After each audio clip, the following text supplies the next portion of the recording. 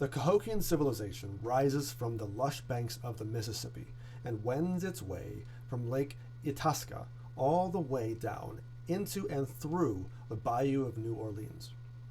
According to popular history, the Cahokian culture mysteriously disappeared around 1450 AD, and over time, neighboring tribes with adjacent lands moved into the abandoned space, until French missionaries approached the people who lived there in 1669 and began to convert them to Catholicism.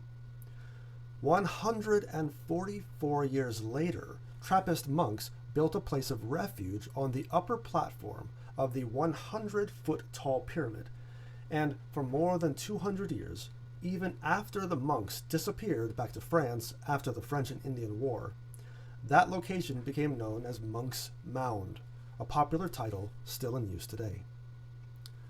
Popular imagination has done more for Cahokia than the site itself. Scholars today have defined the Cahokian network as the Ramey State, named after Thomas Turner Ramey for the pottery style found throughout the region.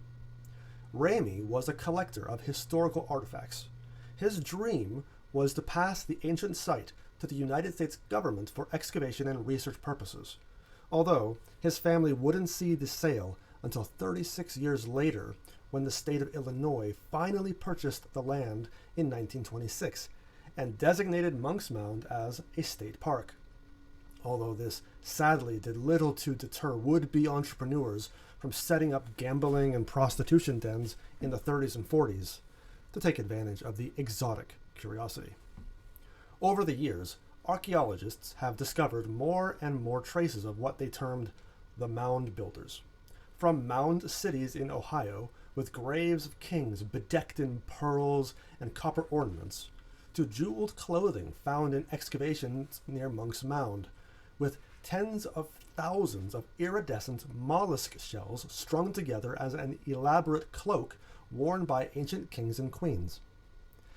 In the early 20th century, archaeologists discovered other indications of an advanced civilization, from modern alchemical processes such as smelting lead, elaborate ceramic art, a vast industrial complex that could create metallic scepters, a hieroglyphic language, and an extensive trade network that spanned hundreds, if not thousands, of smaller towns and villages.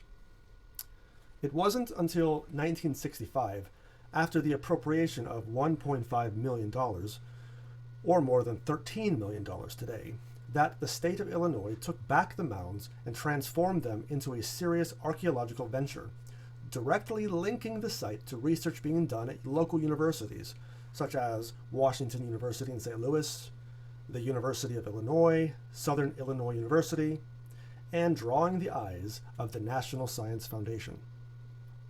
By 1973, mound excavation sites were popping up all over the region, from the Coster Farm, located 40 miles north of Cahokia, to the Dixon Mounds, located off the Illinois River. In total today, there are more than 50 mound cities scattered across the entire American South. From the research that has been done over the last 100 years, it's clear that the Cahokian civilization was one of the great world civilizations, one that may have even eclipsed the Toltec and Mayan civilizations in importance and influence. And more than likely, the fall of their trade network and economy fostered the beginnings of the Aztecs in Mexico. Personally, I can't help but wonder if the people who first contacted the American colonists at Plymouth or Jamestown were part of this elaborate and unique culture. If somehow they were the remnants of a 700-year, deeply cultured and rich civilization, a long and distant memory in the American mind that continues into our minds and hearts today.